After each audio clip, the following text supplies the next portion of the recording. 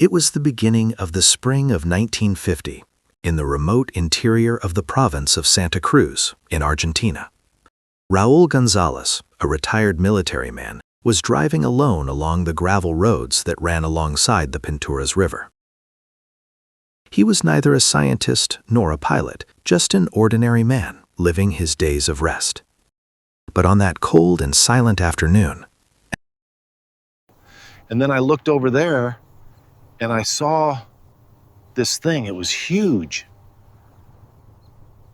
Now I know this is going to sound crazy, but I swear it's the truth. What is that light up ahead? I'd better pull over and check it out. driven by curiosity, he pulled the pickup over and got out, ready to walk through the low vegetation to observe it more closely. But his intuition made him remain there a little longer before making any decision. As the sun set behind the low mountains of Patagonia, a light with an intense glow caught his attention. It was a solitary light, pulsating, standing out against the vast, dry steppe. At first, he imagined it might be a campfire of travelers, or perhaps the reflection of some distant truck on the Red Canyon rocks. But the glow was not static. It breathed. It rippled. It appeared out of nowhere, a single pulsating light in the vast Patagonian sky, growing larger. He followed the light until the terrain opened up, revealing a wide space between rocky formations. An enormous metallic disc rested silently above the ground, emitting a soft luminosity. Raul hid behind the rocks and stayed there, watching curiously as the craft finished its landing. In truth, there was no landing on the ground. The craft remained hovering about 2 meters above the soil. Soon after, a door opened and a ramp descended slowly until it touched the ground. Raul was astonished. Moments later, small beings began to descend the ship's ramp. They were gray-colored creatures, with slightly larger heads and big black eyes. Soon after, other beings descended with a more human appearance, more Earth-like, with smaller yet brighter and colorful eyes. Apparently, their garments were the same color as their bodies, yet they wore a kind of tunic or shirt. They moved lightly, as if gravity were weaker around them. I think I see a light over there. Raul stepped out from behind the rocks with his heart racing and walked toward the small beings, who looked at him with curiosity and innocence, as if they had already been waiting for him.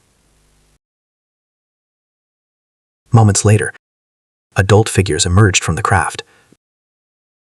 Tall, elegant, radiating calm without uttering a single word. They invited him to come closer. Against all instinct, Raul advanced, and in just a few steps he was inside the ship.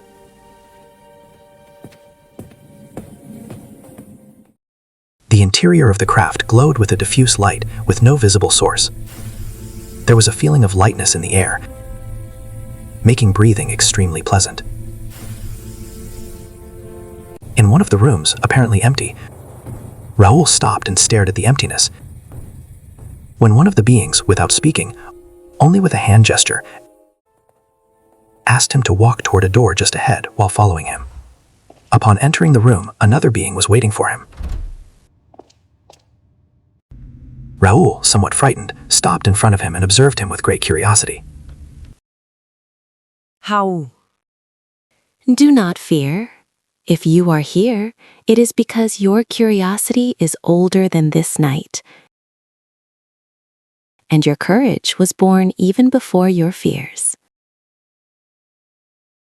I know everything around you seems strange, but we did not come to take anything from you. We came to learn from you, and to allow you to see for a brief moment how we educate those who tomorrow will carry the light of our world. On your planet, you begin by teaching children what you already know. That is the human way of protecting.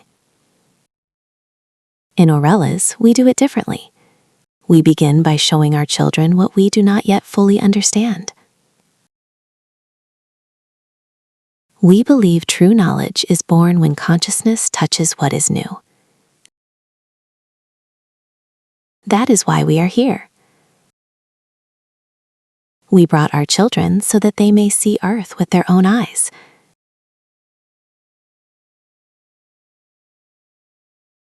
So that they may feel the gentle weight of its plains, the silence of its deserts, the dance of its forests, the song of its rivers, and the hearts of the people who live beneath this sky. Among us, we say that no being can know its own world until it has contemplated the beauty and the pains of another. And that is why we travel. In Aurelis, education begins very early. But it does not begin with books. It begins with experience, presence, contact, and responsibility. We show our children that every form of life is a mirror of something that exists within themselves. When they learn this, they also learn that nothing can be destroyed with something inside them also being wounded. Our little ones learn by observing. They learn by feeling. They learn by traveling with us to distant places like this one. And when they encounter a new world, we ask them, what does this world feel? What does it dream? What can we learn from it? What must we protect within it? We do not ask them to understand everything. We only ask that they look with kindness. That is why they smiled at you. Because when they saw you, they saw a being trying to understand something greater than himself.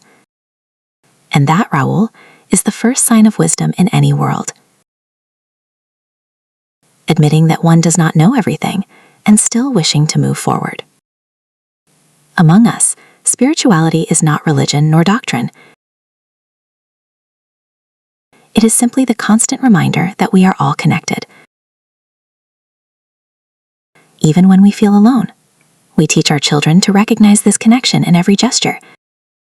In the way they treat a stone, in the way they observe a river, in the attention they give to those who walk beside them.